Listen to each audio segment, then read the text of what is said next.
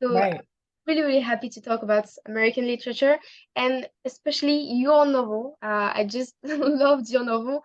I already said it to you, but it's a wonderful novel, like a really, really important novel. Have it right here. I have mine. This is the paperback. The US paperback just came out. Oh, So this is great. the one that I have on. Yeah. Really beautiful. Oh, thank you. I love the French cover as well. So And so, yeah, thank you very much for being here. And I absolutely wanted to talk about many points, not during 3 hours, but sure. really important points about body, sexuality, self-acceptance, and so many important subjects. Yes. Um, so I'm gonna do a small summary of the novel just before Okay. for the spectators of this interview. This novel is about the story and the life of Malaya, and Malaya is just a wonderful main character. She's so brave, she's so strong, and we can discover her when she's 8 years old. And she seems to be like a really, really happy little girl. She likes singing, she likes drawing. She's enjoying her life with her best friend, eating candies on the way to school. And since the first medical exam, when she's called morbidly obese by the medical staff, she's, I don't know, we have different reactions from her parents. We have the father, Percy, who tries to maybe to protect her and to protect her from others' judgments. And then we have, on the other hand, the mother. And this is pretty weird because she's trying to control everything, control her, and try to maybe control her weight, attend Weight Watchers meetings, and all the things. And when she's getting older, everything is getting a little bit worse. And we have the questions of sexuality, body, school, self-acceptance. So my first question would be, how did this idea of the novel come to you? Oh, well, thank you. First of all, thank you for that summary. That was an excellent summary. Thank You you. know, in many ways, this novel is, I always say it's actually the third book that I've written, but it's the first book that I sort of started imagining when I was not that much older than Malaya, honestly. You know, I was a big Black girl growing up in Harlem, and there are many aspects of Malaya's story that overlap with my own story. And like you, I love literature and I've loved literature my whole life. I've loved global literature my whole life. And my mother had this really, small but very powerful and potent library, especially of Black women writers. And so I was about 11 years old and I was sort of reading Toni Morrison and Jamaica Kincaid and Audre Lorde.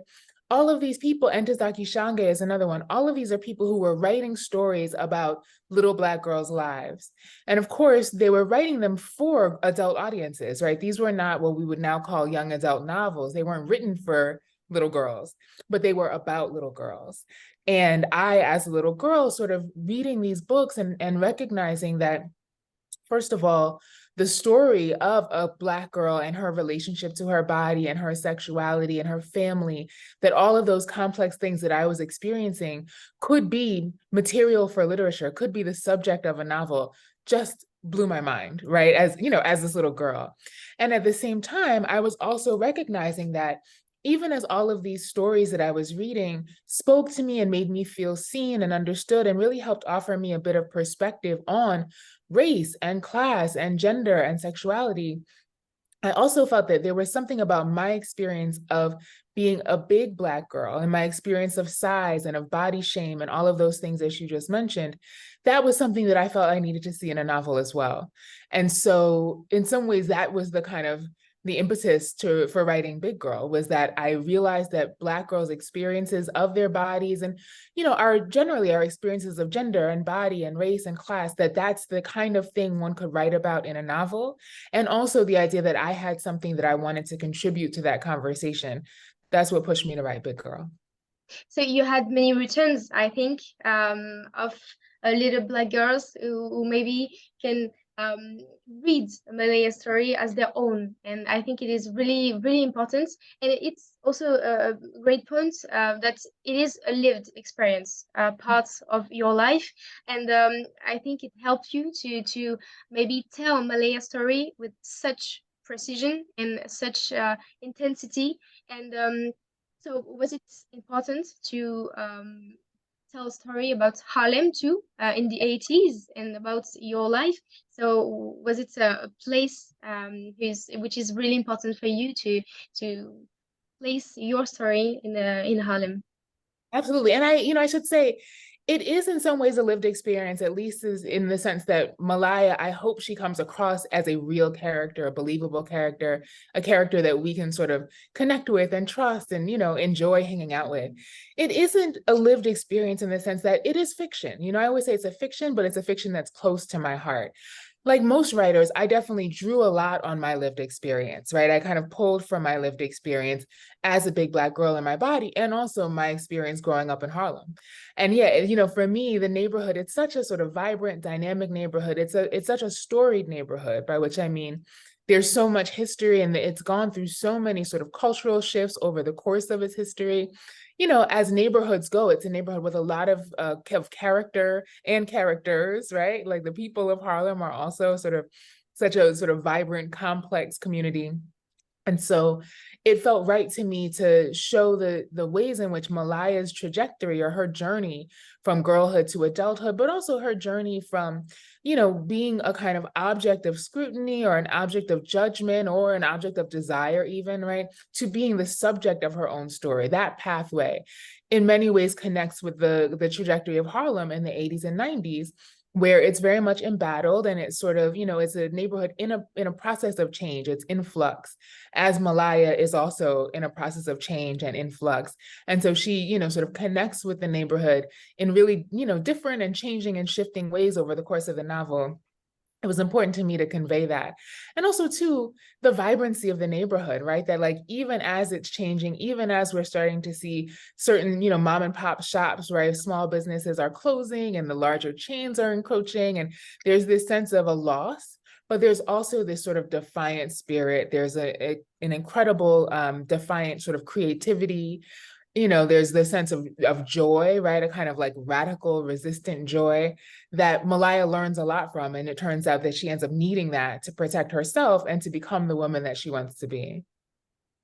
And also we can see and we can feel it through Harlem. Of course, we can smell Harlem, we can see, we can feel, and it is important because when we are seeing Malaya's story, we can see that she's getting a little bit older. We can see Malaya through different ages, like when she's a little girl, a teenage girl, and then a young adult. And how can we write with such precision the emotions, the feelings of a young girl? Maybe it's through the memories. It is difficult because we are writing it as an adult, and Yes. it's difficult to imagine the mind again of a young girl, of a teenager. That's a great question. I don't think anyone has really asked me that question. It's difficult, but, in some ways for me, every writer is different, right? And so I happen to be a character-driven and a voice-driven writer, so that even if I'm writing in a third-person perspective, like Big Girl is written in a third-person point of view, but it's always the kind of the sort of mental process and the perspective and the kind of inner life of the character that draws me to the page. It's the thing I'm most excited about with everything I start that's new. I'm curious about the character and their inner world. And part of my writing process is I sort of root myself in the character and how they see the world. So, in terms of how to convey the sensibility of a young girl, in some ways, for me, it was just about sort of getting to know this character, getting to know Malaya, listening, right? Like I think as adults, sometimes we have and especially as creative people, right, we might have a vision, an idea, okay, this is what this character is going to do, this is what she's going to say, this is how she's going to speak. Sort of letting that go and really connecting with the character and listening to what she has to say. And, there were several moments where Malaya just totally surprised me, where I was thinking that she was going to do one thing and she ended up doing something totally different. Or I was thinking she was going to say something and she ended up saying something totally different. So that sense of sort of surrender and yielding to the character, which sounds a little bit sort of, non-specific and a little vague, I guess, and maybe a little woo-woo, right? But like, I think that's part of the magic of writing. And then I would also say for folks who are, writers who are interested in writing younger characters, or really writing any character that has a life experience and again, a sensibility that's very different from your own, I think really sort of spending time learning about people at that age, right? Especially if it's been a while since you were a 6-year-old, right? Kind of like spending time sort of, revisiting, well, what were the things that you were watching when you were 6? What were you reading when you were 6? Having sort of a closer contact with some of those experiences can help that creative magic to happen. But maybe it is difficult because when we are writing a book, it's like immersing yourself again in reality and immersing yourself in the feelings of others. And maybe when we can see criticisms, insults from other people at school, on the streets, on the stores, and especially again from family, maybe it can be difficult when you are as a writer immersing yourself in this reality. It can be really difficult, like a hard moment to spend when you're writing this novel. Yes, totally. And it's so complicated, Lola, because yes, absolutely right. Those moments when the character is suffering, right? And sort of going through emotional suffering as the writer, especially if you're writing in a close third person perspective or a first person perspective, to convey that emotion, you do, or at least I'll speak for myself, I do end up sort of feeling that emotion, right? And at the same time, anytime as a writer, you are aware of sort of precisely expressing and articulating something that your character is experiencing. In other words, those moments as a writer, when you're like getting it right, that also feels amazing, right? So there's this interesting duality where you're like, okay, the character is suffering, I am connecting with suffering, but I'm finding the right words to convey it. And I'm creating it on the page in a way that feels right and feels full and feels sufficient, right? And so there's actually something really gratifying about that as well. So for me, in the moments when I was writing scenes where Malaya is experiencing trauma or different kinds of suffering, I really try to sort of dig deep into the gratifying part of putting voice to that trauma and that pain, right? And as a writer, again, there really is something there. In some ways, I think for a lot of us, this is why we read as well, right? To sort of recognize and to be recognized, that sense of recognition that you experience when a character might be, again, suffering, but if it's a form of suffering, either that you connect with because you've experienced it or that you just connect with because you're an empathic person, there's something also really gratifying about having that rendered precisely on the page, you know what I mean? And articulated accurately, and believably on the page in a way that's very satisfying. So I think it's important to hold that duality in mind so that you can get to the next moment of vibrancy and joy and celebration in the novel. And when we are reading the scenes about traumas, or maybe when people are so mean with Malaya, especially the grandmother, for example, or some different characters, we can feel, and you are a teacher, so maybe you are seeing things, and you know how to deal with that, with others' judgments from one student to one another. And so maybe it helps us to go through the traumas when we are reader, and to identify the way other people are just being so mean with Malaya. And we are talking about mean people on, I don't know, on the streets or at Yeah. school or on public places. But we can see that family is also a big point. Like family can be really mean. We've talked about the mother of Malaya. Um, she's trying to control everything, like during Weight Watchers meetings, and control every meal she's eating on a day. And the grandmother, she's always mocking her, giving her nicknames. And so why is it so important too to have this part of judgment in the family of Malaya? Yeah, this is a really important point, right? So I think you're absolutely right. She experiences judgment and, taunting and again, suffering from a lot of places, right? And sort of in a lot of environments, at school, as you pointed out, on the street also, and yes, within her family. And it's true, you mentioned earlier that Percy, her father, wants to protect her, right? And his approach is a lot more nurturing. And nurturing and some might say indulgent, right? He's like, let her have the cookies, let her have the pancakes, right? Like, that's his way of, he wants to protect her from that sense of, sort of the policing of her body and the shame, honestly, right? That she's sort of getting from her mom.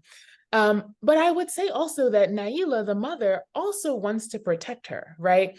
She wants to protect her from something else. She wants to protect her from fat phobia. She wants to protect her from the judgments placed on women, the kind of scrutiny of women's bodies, and ironically, from shame around the body, right? And of course, the only way she knows to do that is to try to get her to lose weight. And Malaya knows that that feels wrong. It feels very, very mean, and it causes her a great deal of suffering. And in some ways, then what she has to do in order to sort of recognize the core of love that exists in her life, right? Not even for the benefit of her mother, but for her own benefit, to like feel loved and to know that she is loved, right? Is she has to do a deep dive and figure out, well, where does my mother get all of this from? In other words, why is this the way she communicates love? And that leads her to understand her grandmother a little bit better, right? And so when she realizes, okay, my mother has inherited this way of protecting from her mother, who got it from her mother, and who probably got it from her mother, right? In that sense. And I imagine this is something that many of us can relate to, that this is these ideas of shame around our bodies, and that there's only one way to be a woman, or that gender should only sort of manifest itself in one particular way. Often that is inherited over generations. It's passed down, sometimes in the name of love, right? Which is complicated. But for Malaya, it's important to sort of, think that through so that she can make a better decision for herself, so that she can find, better definitions of love that feel right to her. And, my hope is that as the reader kind of goes on through the novel, you see that starting to happen, right? That she's coming to define love and her body and herself on her own terms. And especially during one scene, we can see that the grandmother is sometimes mean with her, but there is this scene when they are laughing so hard together. And this is just a wonderful scene because we're seeing that the love is really important between them, even if sometimes she's mean or she's mocking her. There is this love and this love during this scene. Yeah. And isn't that how it is in life, right? Like sometimes, especially with family, it's one thing, okay, friends and partners, you choose them, right? So like generally you can choose people that communicate the way you do and love the way you do and show their love the way you would like. But with family, you don't really often get that choice. And so sometimes you just have to sort of like find the love in there, right? And if you need to feel loved by your family, sometimes you have to kind of dig deep to find it. Now, in the best situation, that is a reciprocal exchange, right? That like, then the family is maybe able to say, oh, actually, maybe there is a better way for me to do this. Maybe I shouldn't be treating my own body this way, let alone my daughter's body this way. And, in some ways, I think it often takes a younger generation to make that first step, right? And to say, okay, we have to find a different way to do this, right? I don't know if this is a phrase that is used, where you are and, among your peers and family, but the idea of breaking generational curses, is that something that, right? Like, is this, often it takes the younger generation to say, this is my family inheritance of shame, of trauma, of pain, and I am going to take it upon myself to find another way to do it. And hopefully the older generations will listen or at least will accept the choices that I've made. And that's what we see happening in Malaya's family by the very end of the novel. And that's the way Malaya is representing this lineage of women because we can see that they are both trying to protect Malaya, to protect her. And we can see that there is a common struggle between these three women. They are trying to be accepted as they are against racism, against misogyny. And we can see that Malaya's mother is the only Black woman at her workplace. So there is this common struggle between all these three women. Yeah, absolutely. And of course, hopefully you can see then how, the control of the body, in some ways, for a lot of women, it almost feels like the only thing that you can control, right? And I think that's how eating disorders come about, and all kinds of sort of social, you know, problems and challenges that we think of as individual, but actually they're much larger than that, right?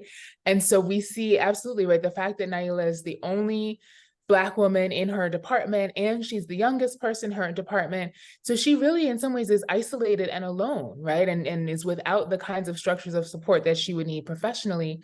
Percy too, right? He, you know, he's the one of the few Black programmers at his firm, and both of them are trying very hard to secure, you know, the American dream, right? This sense of, okay, you've got a home and you've got security and you've got, you know, economic stability and all of these things. They both are poised to be the first in their family to be able to accomplish that. And they're working so hard at it. And yet they have very different ideas of what that should mean for Malaya, right? Her mother is saying, well, okay, in order to be this proper kind of lady, you have to be thin and you have to look this way and dress this way and speak this way. And her father is saying, well, if we finally have money and we're not going hungry, then there's no way I'm going to let my daughter be hungry, right? And so it's two sides of a similar, as you said, a kind of shared struggle, and a shared set of priorities in terms of wanting what they see as the best for Malaya. And we can see that Percy is a really practical character, because we can see during this novel, we can see his childhood, and the question of hunger. He's not letting Malaya getting hunger because getting hungry, because he has his past, he has his childhood, and also his kindness. And so it is important to see that there is this poetical character and this lineage of women. So it's a quite good balance in the novel between all the characters. Thank you. Yeah, I mean, it was important to me to convey the complexities of all of these relationships and all these characters, right? Like, you know, they're all good and they're all bad, and none of them are all good and none of them is all bad, right? And that, you know, I'm so glad that that sense of the sort of love and the tenderness and sensitivity of a character like Percy comes through. You know, some of his choices are not the best sometimes, you know, and the way he talks to his wife sometimes, for example, right? And all of the tension between him and Malaya's mom, that also is a point of suffering for her. And yet, right, she's able to sort of see the tenderness and it, you know, the tenderness between she and her father really sort of carry her through and give her a whole different sense of what her life could look like. And there is also this question of sexuality, of seeing other girls, especially her best friend, just seeing girls transform, attract men when she's not feeling comfortable with her body. And the episode with Rayshon, and all things about body, sexuality. And how could you define this new definition of sexuality or femininity in this novel? Sure. Oh, that's a great question, Lola. I mean, I think of Malaya as a queer character, right? For a lot of reasons, right? Partly because that's just sort of how I have always understood her. And it's always been interesting to me to kind of think about, you know, queer childhood, right? I mean, before we actually engage in sexual expression, there's something about sort of the curiosity about our own bodies, about other people's bodies. And in Malaya's case, that's not even just about sexuality, even food, right? The idea that certain foods are forbidden, the pleasure she gets from food is forbidden. She's not supposed to do this. She's not supposed to want this, right? Forbidden desires, that becomes a major part of her sort of emotional landscape and her inner world. So that then when she, you know, becomes older and she comes of age, that same sense of prohibition, you're not supposed to do this, you're not supposed to want this, you're not supposed to feel this, that carries through. And so, you know, that queerness is kind of baked in, if you will, to her experience from a young age, right? This sense that she is different and other, and that her desire is wrong. And so, you know, the process of rejecting these external prohibitions around her body and her desire, that starts early for her, right? Sort of very early on, she's working to carve out a way of being like, my body is okay, what I want is okay, what I do with my body is okay. And so, that for me, in that way, she is very much a queer character from very early on in the novel. And in terms of gender, so there's this moment where she's trying to figure out, okay, like, what is this womanhood thing? Why is it supposed to be so narrow? Even as she's looking around and she's studying women's bodies and seeing there's so many different ways of being in a body and being a woman. And yet I'm being told that there's actually only one right way, right? And so there's a dissonance there that doesn't make sense to her. You mentioned that she's an artist, right? She likes to draw, she, likes to collage later on. So that becomes one of her ways of kind of figuring out gender, right? She's sort of doing experiments and exploring, okay, well, what is this woman's form look like, and what might it look like if I change this? And it helps her sort of process what she's thinking, feeling about women's bodies. And she comes up with this idea of ladiness, right? That like, this is the kind of externally imposed standard of like the one thing a woman can be. And it just feels impossible to her, and it as it should, because it's sort of impossible for all of us, right? That like, it's what we think of as these sort of arbitrary beauty standards. But it's not just about beauty. It's also about how loud you speak, and, what kind of language you use, and your body language, and all of these things that they are impossible for anyone of any age to actually live up to, let alone this little 8-year-old girl. And so again, part of a lot of what she's sort of experiencing over the course of the novel is finding her voice enough to just reject that, right? And to come up with her own gender. The last thing I'll say about this is hip hop becomes really important in this, right? Because hip hop, it's before we have, sort of a robust cultural conversation about, for example, body shame or even queerness, right? Like even the term queerness, in the mid 1990s, for many people, that still is like a slur, right? It still is a pejorative term. The reclaiming of queer is just kind of really getting into the popular conversation. And it hasn't gotten to high schools yet, right? Very few high schools at least are sort of, embracing that term. And so for Malaya, hip hop is this place where she sees people doing gender differently. You have Aaliyah with her boxers and her big Timberlands and her, her big jeans, right? And that the complexity of that she's feminine, but she has a kind of masculine style. TLC, right? The same kind of thing. Left Eye, also kind of a gender bending, we might think of as a gender queer kind of style. And then you have a figure like the Notorious B.I.G., who identifies very much as a male and as masculine. And at the same time, his fatness is like part of his sex appeal.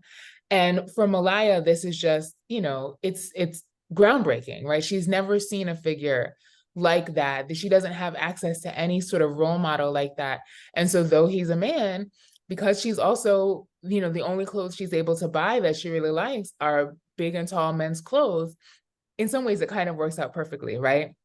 And she gets to pull from hip hop culture and the kind of sexual irreverence of hip hop culture and the kind of gender disturbances of hip hop culture, right? The unsettling of gender that hip hop brings about, and kind of craft a gender and a sexuality that feels right, or at least more right to her in that moment.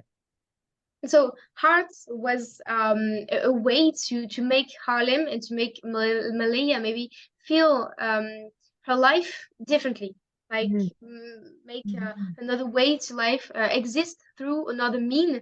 And maybe Hearts is a way to see Harlem in a different way, through its smells, through its sounds, through hip hop music and Hearts. So it was a way to transform also Harlem. I didn't want to, I didn't go to Harlem, but it seems to be a beautiful place when you can be yourself. Also, a place when we can see so many stores from different countries, from different cultures. It's a way to embrace all these cultures.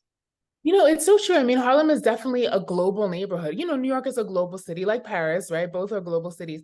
But Harlem is absolutely a global neighborhood where you have, as you pointed out, I mean, the music, constantly music of different cultures, just different languages, right? Different, right, the foods, the sights, the sounds, the scents, the smells, everything, that there's this sense for Malaya of a world beyond what she's experiencing, right?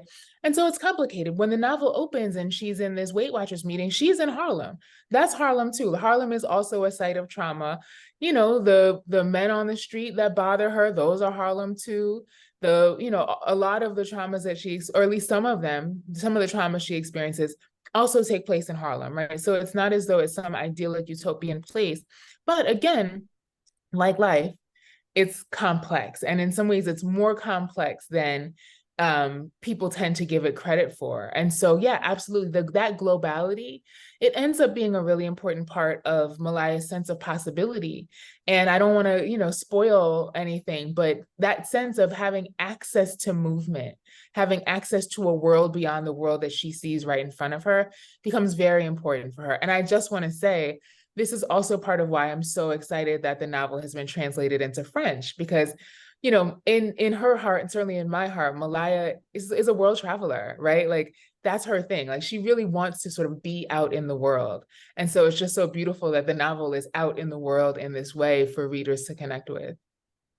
And this is the way she's living, she existing, because we can see different movements when she's walking on the streets, and at the I don't want to spoil too, but when she's walking on the streets, she seems to accept herself, Yeah. seeing her moving, seeing her walking on the streets, and just saying, I'm here, and you can look at me, and I'm here on the street, I'm taking the place I want, I'm just here, and I want Yeah. to be here as I am, to be accepted as she is. So I think it's a beautiful message in your novel.